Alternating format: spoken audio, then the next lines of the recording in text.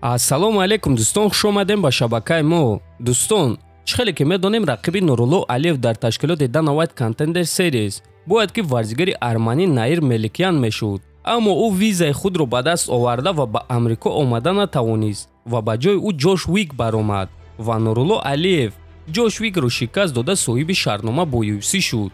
Ва акнун Наир Меликян интервюи калон дод ва ин ғалабаи Нуруллоро пас зад. Дар ин навор дӯстон, мо ин суханҳои Наир Меликянро пешкаш шумо мекунем ва дар охир фикр ақидаҳои худро мегӯем. Барои ҳамин дӯстон лайку комментариҳои худро дареғ надорен, чунки дастгирии шумо и пешравии мост. Дӯстон, агар шумо аз кам будани риш ва рехтани мӯи сар танқисӣ кашен, пас мо ба шумо ширкати Шифофарморо тавсия медиҳем. Дар ин ширкат ҳамчунин доруҳо барои хароб ва фарбеҳшавӣ, барои хунукзадагӣ, равғани сиёҳдона ки ба ҳамаи дардҳо даво мебахшанд ва дигар доруҳои гиёҳӣ.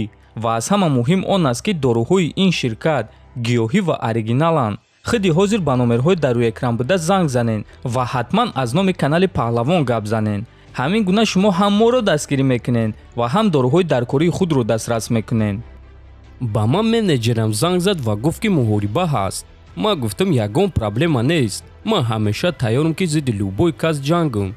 Якчанд вақт гузашт. Ман ҳамаи ҳуҷҷатҳоро равон кардам. Ҳамаи чиз хуб буд. Аммо баъд гуфтанд ки ба ман виза додан намехоҳанд. Лекин дар ҳақиқат дигар корҳо буд. Нурулло Алиев мухлиси хеле зиёд дорад.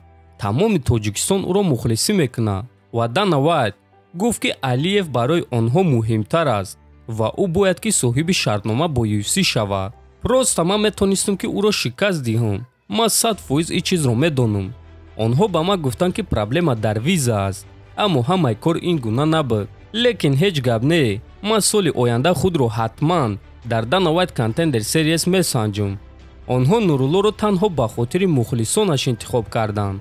Dana White гуфт ки шанси мо бо Нурулло барои ғолиб шудан 50-50 аст ва ман метонистам ки ғолиб шавам ва барои ҳамин онҳо риск кардан нахостанд.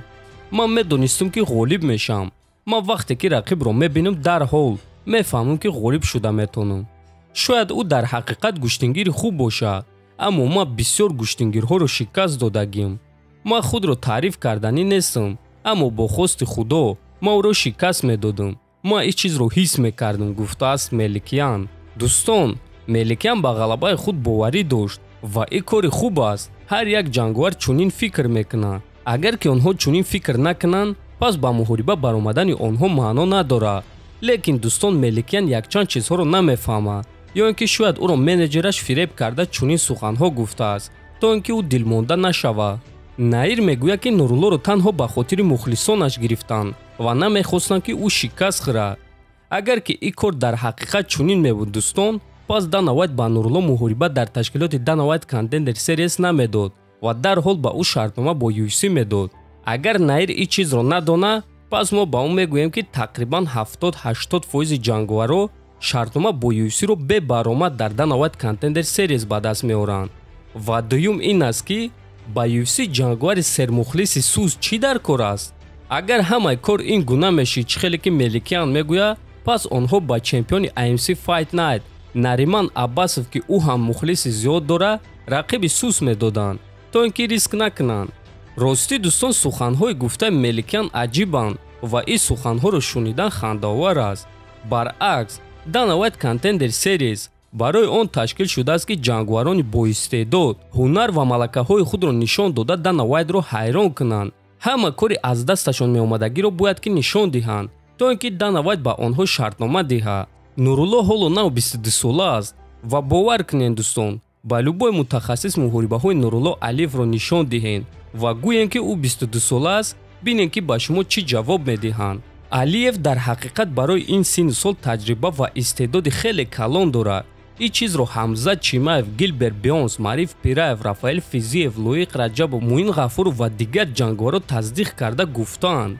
Барои ҳамин дӯстон ман боварӣ дорам ки Нурулло Меликянро низ дар раунди дуюм ё сеюм ана ҳамин гуна шикаст медод бо тариқи ground and pound, чунки вақтҳои охир Нурулло гуштинги худро хеле хуб кардааст ва боз ӯ ду муҳорибаи охири худро дар вазни 72 ва 73 килограмм бо ҷанговарони хуби ташкилоти AMC Fight Night гузаронида ғолиб шуда буд. амеликиам бошад ҷангори вазни сабук аст. ма боварӣ дорам ки Нурулло ӯро бе ягон проблема ба замин меафтонд ва вазифаи худро ба анҷом мерасонд. Абанаир боша барор мехоҳем ва бигзор ки худро нишон дода бо Юсӣ шартнома банда ва баъд дар он ҷо метавонад ки зидди Нурулло муҳориба гузаронад ва ба ҳамаи мову шумо нишон диҳад ки аз дасти ӯ чӣ корҳо омада метавонад. Шумо дӯстон дар ин бора чӣ фикр дорен? ҳатман фикр ақидотонро нависен, дар канал обуна шавен. То боздид хонободу сарбаланд бошен.